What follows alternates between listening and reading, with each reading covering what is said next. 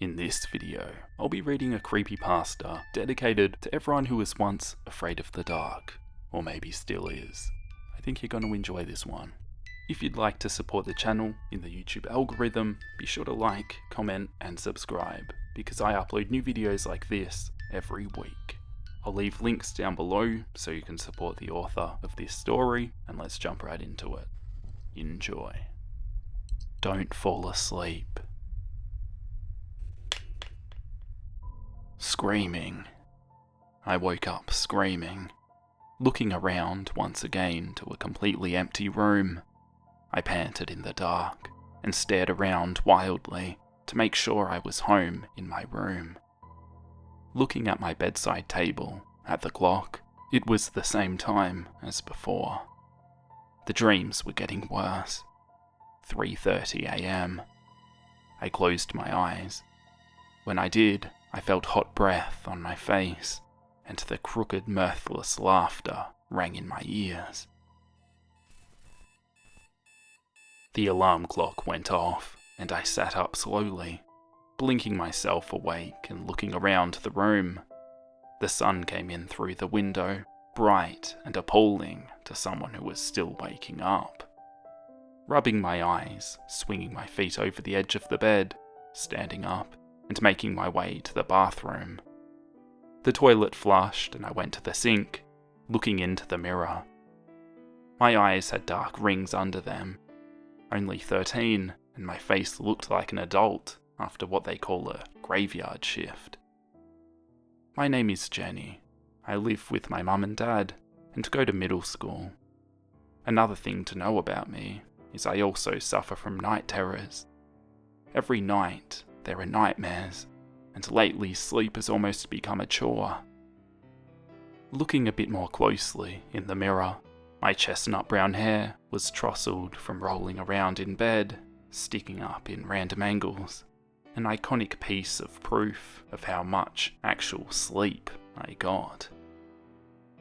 After wetting my brush in the sink, raking it through my hair, trying to get it to lie flat, I shrugged and walked out of the bathroom, pulling on clothes and grabbing my book bag before running down the stairs. I snatched a piece of toast from the kitchen and ran out the door. I walked to school on the usual route. The sidewalk was busted up in some places, and roots protruded from the ground, cracked the concrete, so I had to watch where I walked to avoid stumbling. My eyes were fixed on the uneven ground, causing me to walk straight into a kid. Falling back onto my butt, I looked up and started to apologize when he turned and grinned at me.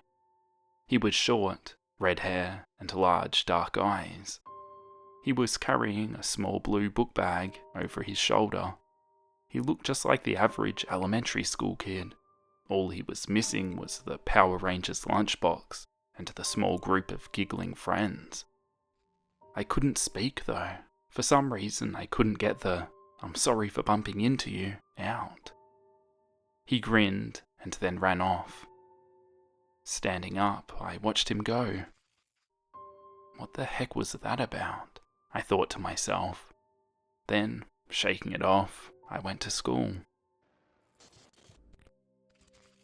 The bell rang and I started home. It was mid-afternoon, meaning my parents wouldn't be home, and I would be bored. Letting out an aggravated sigh, I continued to my house. The small sound of footsteps behind me caught my attention as I turned down another path home. Peeking over my shoulder, and there he was. The little boy from this morning was following me, blue book bag still over his shoulder, and his dark eyes fixed on me. He was still smiling. I stopped walking, and so did he. "Do you want something?" I asked. He stood there and stared at me, grinning still. It pissed me off. "Get lost, kid. Go home," I shouted, and then stomped off. I glanced back, and he was still grinning. He waved at me as I left, and I quickened my pace. When I got home, I locked the door behind me, panting a bit from the partial run home. What a weirdo, I thought to myself as I fixed a snack and sat on the couch. Thunk, thunk, thunk. I jumped as someone banged on the front door of my house. I stood up slowly and walked to the front door. The knocking continued. It was unrelenting. Thunk, thunk, thunk, thunk, thunk. It was louder, and they were knocking faster than before. I was getting mad again. I ran the rest of the way to the door, unlocked it, and threw it open. Nothing. No one was at the door. I stepped outside and looked around a bit. "Hello?" I said. "Is anyone there?" No answer. I walked back into the house and locked the door. I made it to the couch, and the knocking started again. This time, I was frozen. I stared at the door, the wood shaking on its hinges from the force of the knock. I wasn't imagining it. Someone had to be there. I walked over, slowly this time. Then instead of opening the door, I raised up slowly on my toes to look out the peephole. Eyes. Large, dark eyes, grinning at me through the hole. I jerked back and stumbled. The knocking stopped. Who is it?" I yelled, my voice cracking a bit. Once again, there was no answer. I looked through the peephole again, slowly. The eyes were gone. I opened the front door and peeked around it. On the walk in front of the door was a small blue book bag. I gritted my teeth. The little shit. What the hell was he playing at?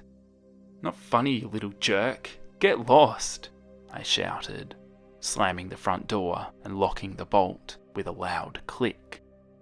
I stomped back into the living room, and the front door jerked open behind me. I screamed. Nothing was there. I shifted, feeling a bit shamed, wondering, I did lock it just now, didn't I?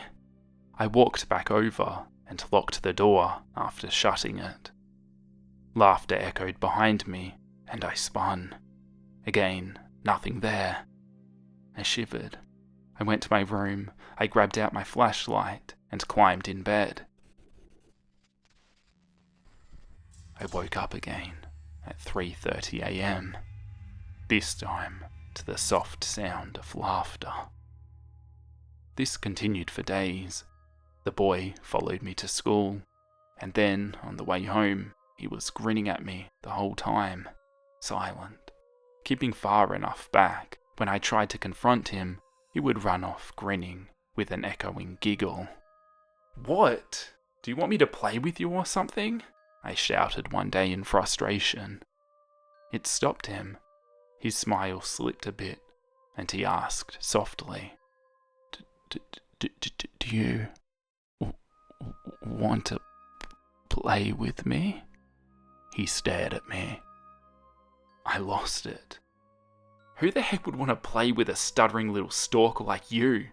Get lost and stop following me, I shouted, giving him the designated and what I thought was a well-deserved single-finger salute. You shouldn't say stuff like that to me, he said softly. My friends don't like when people are mean to me. I snarled. Well, tell your friends they can bite me. I turned on my heel and again stomped home. This time, the boy stood still for a second, and when I glanced back, he was grinning again. I glanced back a second time, and he was gone. I went home and locked the door, went to bed, clutching the flashlight. I closed my eyes to the soft sound of laughter. Something jerked at my blanket and hissed laughter at me. "Let's play," the voices echoed. "Who's there?" I shouted, Sitting up with the flashlight, as soon as my body left the blanket, something slashed at me. I woke up in the hospital, with my mum, and my forehead with a set of stitches. They told me I had fallen out of bed due to my night terrors and sliced my head on something. They hadn't found what it was. I told my mum about the laughing and the little boy. I told her about the voice in my room. She just stared at me with a disapproving look and took me home. That night, I pulled the blankets around me and waited in the dark, except of course for my flashlight that I clutched to. There was a loud thunking noise. "Who's there?" I whispered into the dark. "Come out and play." Something giggled outside the covers. "Why should I come out?" I whispered back, and was answered with giggles and hissing.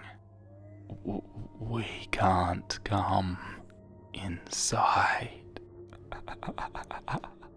It's against the rules," the voice said, echoed by others now, as if to highlight that it used the words "we" instead of "I." "Screw you," I said softly. There was no way I was coming out if they couldn't come under the covers. I tried to force myself into believing it was a dream, but the voices continued all through the night and into the morning. When the sun came up, the voices had gone, and I went through with my usual routine. The boy didn't follow me to school or home, but that night the voices were back, and again I stayed up through the night, clutching the flashlight until the sun rose. It had gone on for 4 nights in a row now, the laughing and the voices. I had told my mum, and she told me to stop it, that I was too old to believe in monsters. I shuddered and went to my room. I climbed into bed with my flashlight, as always, and my eyes were like lead weights. I pulled myself further under the blankets and held tight to the flashlight, and my eyes shut slowly. I made sure the blankets were tucked in around me, so nothing was sticking out. The flashlight stayed on as I slept. The next morning I jerked awake at the sound of my mum shaking me. "Jesus Christ, John! Jenny is bleeding! John, hurry!" she shouted to my father, looking towards my bedroom door. Jenny, what happened? What happened to your arm?" she begged me. I looked down, blinking slowly. Blood soaked the side of my bed. It was everywhere. Sticky, sweet. No one ever really says how blood is in real life. In the movies it's red and thin, runny like water. In real life, it wasn't even close. And there is so much more in real life. The copper smell choked me as I made myself look down at my arm. Slices upon slices covered my upper forearm and hand. Pieces of flesh dangled, and my fingers were twitching on their own, showing the muscle and tendon writhe. I felt dizzy, and I tried to sit up, falling onto the floor. My eyes were trying to focus as I stared under the bed. Eyes grinning at me. Large, dark eyes, with huge dilated pupils, but the space around showed too much white. Large, happy eyes. I heard a strange slurping, sucking, and the sound of something being swallowed. I watched a piece of skin disappear under those smiling eyes. Then there was darkness. I was released a few days later. My parents had me committed to the hospital for attempted suicide. The doctors had told my parents my mental health seemed perfectly fine and to take me home. I had screamed and fought.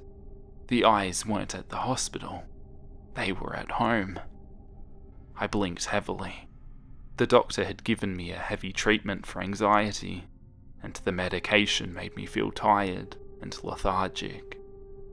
I tried to protest as my parents led me to my room for rest. They put me in my bed and tucked me under the covers. "Mum, you can't leave me alone in here. Believe me. Mum, they'll get me. Mum, please." I sobbed at her as she turned to leave. She turned and looked at me with a small smile and tilted her head. "Now, Jenny, you know you were too old to be believing in monsters under the bed. Now get some rest, okay?" She slowly pulled the door closed behind her. I shivered and pulled myself into the center of the bed, pulling the covers closer around me with my good hand, making sure that this time I wouldn't let anything slip out on accident. I swayed and tried to keep my eyes open. I heard rustling around my bed and slow laughter. "She's back." "Who's back? What's her name?" Jenny. They call her Jenny." "Yes, Jenny. We want you to play with us, Jenny. Yes, Jenny. We missed you." The voices surrounded me and continued to plead at me to come out. I squeezed my eyes shut, trying to block out their voices. Suddenly, the voices stopped. A large thunk rang out in the room, and then the sound of something dragging. Soft giggling followed. I slowly opened my eyes to see the happy eyes staring at me under the edge of the blanket. Jenny, I missed you." The voice hissed at me, soft and sweet. I screamed. I got back from the doctor the next day. He had upped the dosage and now I could barely talk. My hand was still bandaged up and I couldn't move it. I felt heavy. My mum carried me to my bed this time, supporting almost all of my weight before setting me into bed. I held back tears and begged her, "Please, Mum, don't leave me with them. They are here. They're real. I'm not crazy. Mum, please, no." The door shut behind my mother, leaving me in the dark. I jerked the flashlight out and held it tight, the light on and cutting through the dark. I huddled under the blankets and the voices started again. I prayed. This continued for a few days. The voices surrounded me every night, but they stayed out from under the covers, all of them coaxing and calling to me. "Jenny, Jenny." They whispered at me, so soft. The voices called to me in sweet undertones. Small hands reach out to me, pulling from every direction. Jenny, calling. "Jenny, come play with us. Yes, come play with us, Jenny." They echo over and over, grabbing hands, jerking at my pajamas, tearing, small bright eyes glowing with smiles that start to point.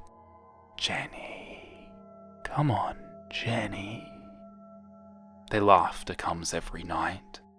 I always pull myself further into bed and under the blankets. They can't come inside. I watch the shadows dance around me as I hide, A flashlight grabbed tight in my hand, like a sword. Their shadows dark around the blankets as they pull at it, laughing. They laugh and call to me.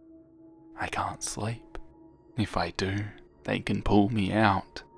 I don't want to play with the laughing voices. Jenny, Jenny, Jenny. The voices are rasping now. They are still laughing, but it's hoarse and drawn out. Come out, Jenny. Come play with us. We are lonely, Jenny. Come play. The blankets shift around me. Darkness. The flashlight gave out on me, and I screamed. Jenny, it's time to play now. Jenny, it's time to play now. Let's play together, Jenny. The blanket is gone, and then silence in the dark. I cussed and banged the flashlight on my hand. Damn it! Turn on! Turn on! The light jerked back on, and I looked up into those grinning eyes. The voice was soft. I miss you, Jenny. I screamed. Police cars surround the house across the street. Flashes of blue, red and white. Hey, what happened over there? Said a man to the woman across from him. Shh, the woman whispered. There was a murder. What? Who died? What happened? He said. They found the little girl dead this morning. She leaned towards the man. They say she was torn to shreds, but there were pieces missing, like something had eaten her. Jesus, that poor girl. He shuddered. What was her name?